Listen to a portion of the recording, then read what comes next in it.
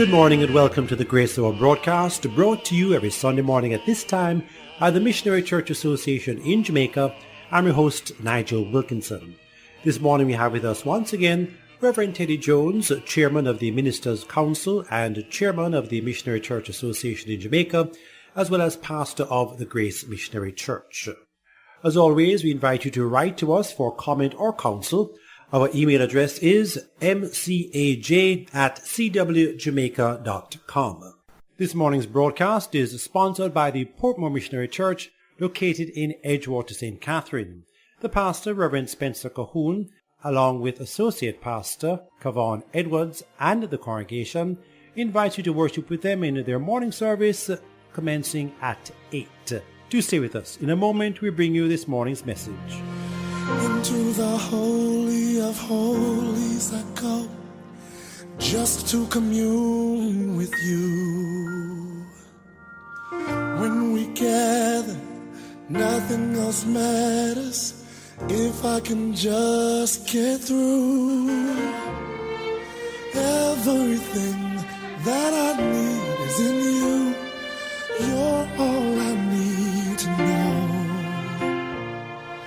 And even though my soul is thirsty, you are the God of the overflow.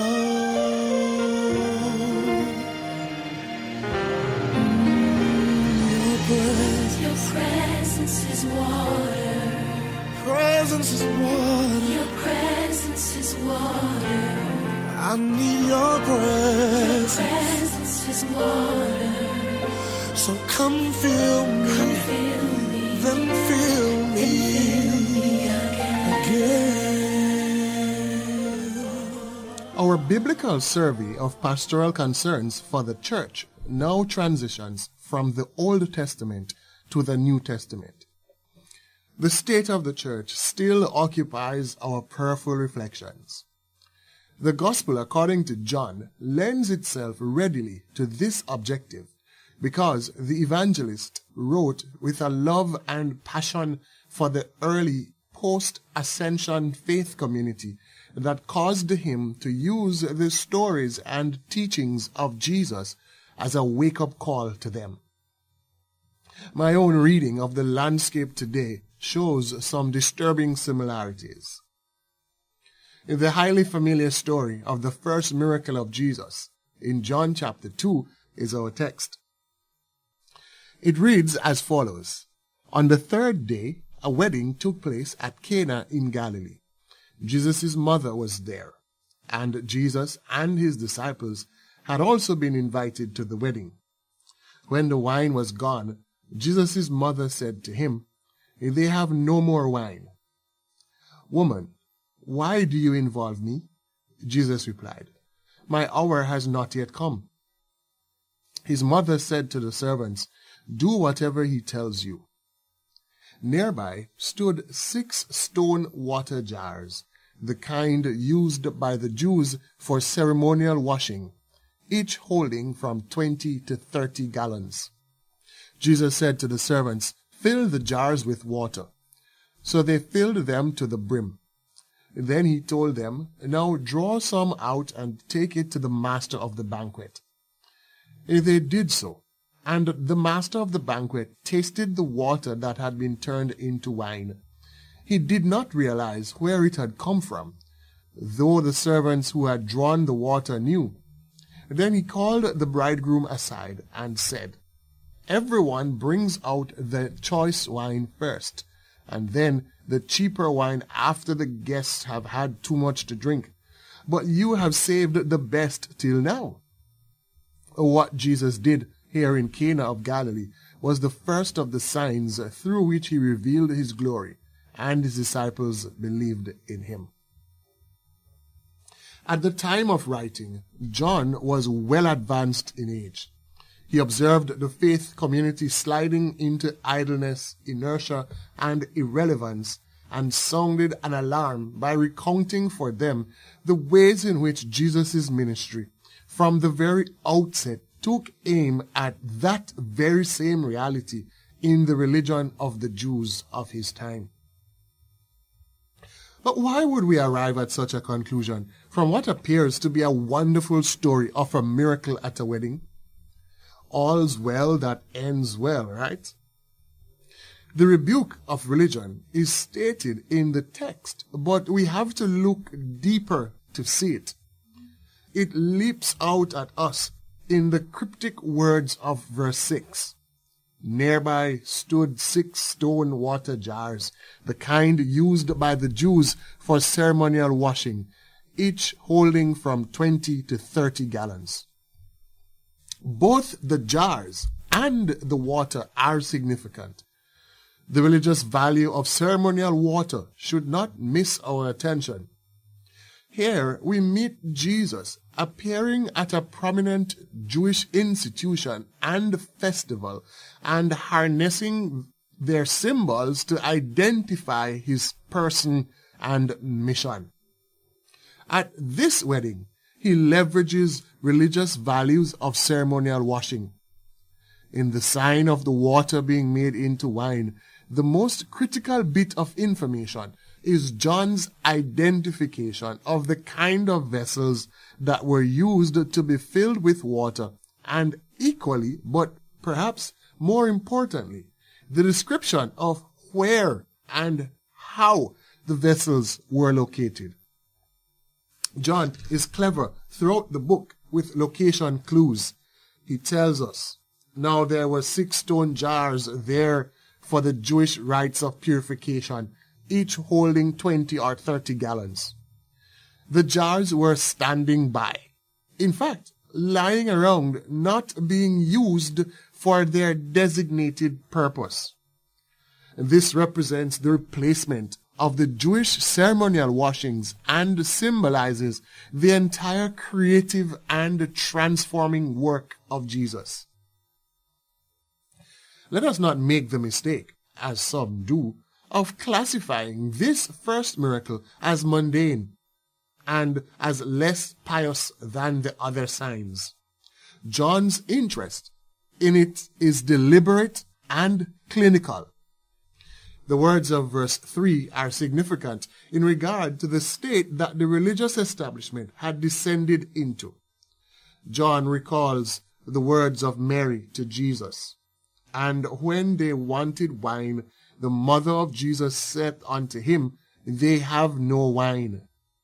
Mary's words carried the force of to be late and hence to come short of, to lack, and also to be wanting. This is clearly intended to be a commentary on the religion of the day. It had come short. It was lacking. It had failed the test. Weddings typically involved 7 days of feasting. Failure by the groom to provide adequately for the guests was a social disgrace. In the culture of the day, there could even have been legal implications for the bridegroom. Weddings in the ancient Near East included a strong legal side, especially regarding providing the appropriate wedding gift, of which the wedding feast was a part. When the supply of wine failed at this wedding, more than social embarrassment was at stake. The bridegroom and his family could have become financially liable for inadequate wedding provisions. The seriousness of the lack of wine, symbolizing a lack of joy, helps us to appreciate the blessing contained in the miracle Jesus performed. The entire miracle story here is being used by John to paint a contrast between what religion of the day had become and that which Jesus was bringing. In the midst of a social crisis for the host of the wedding, Jesus brings hope and saves the day.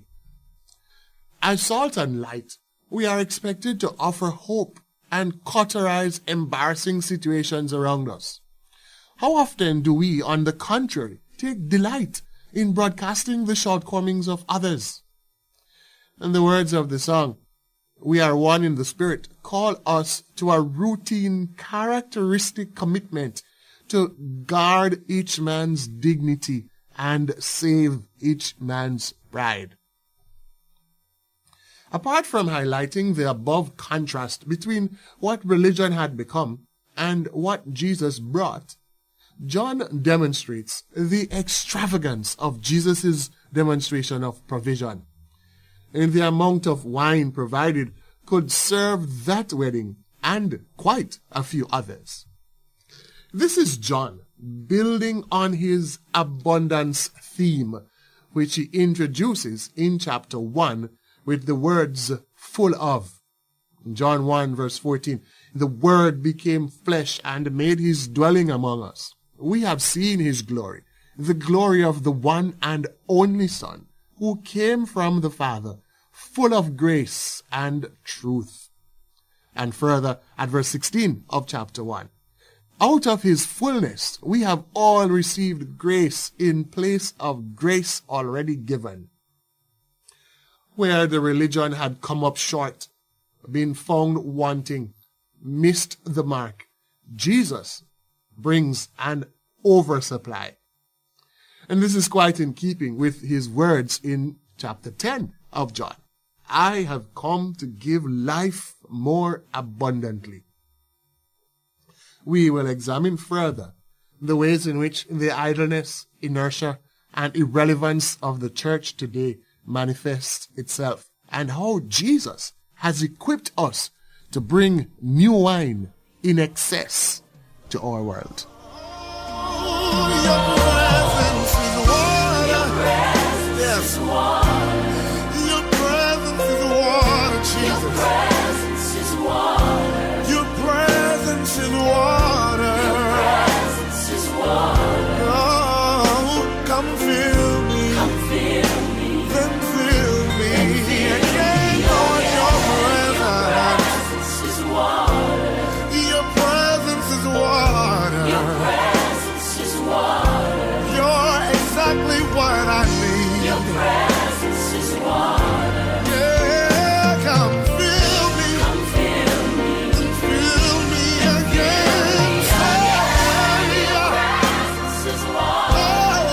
Oh, your presence. Your presence is water. Nothing can compare to you.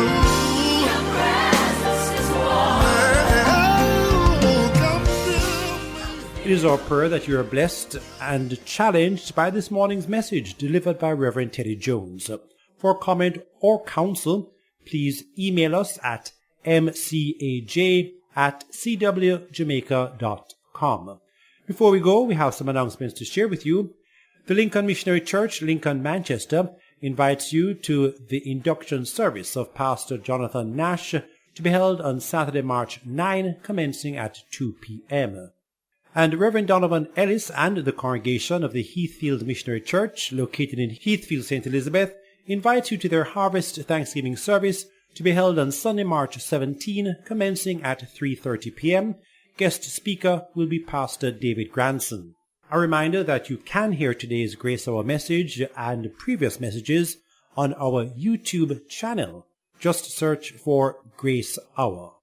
Thanks once again to the Portmore Missionary Church, located in Edgewater, St. Catherine, for sponsoring today's broadcast. The pastor, Reverend Spencer Cahoon, along with Associate Pastor Kavar Edwards, and the congregation, invite you to worship with them in their morning service commencing at 8. The Grace Hour is brought to you by the Missionary Church Association in Jamaica. I'm Nigel Wilkinson, wishing for you God's richest blessings for the coming week. Come fill me. Then Fill me. Fill me again. Yes. Fill me again. Oh, fill me again and again.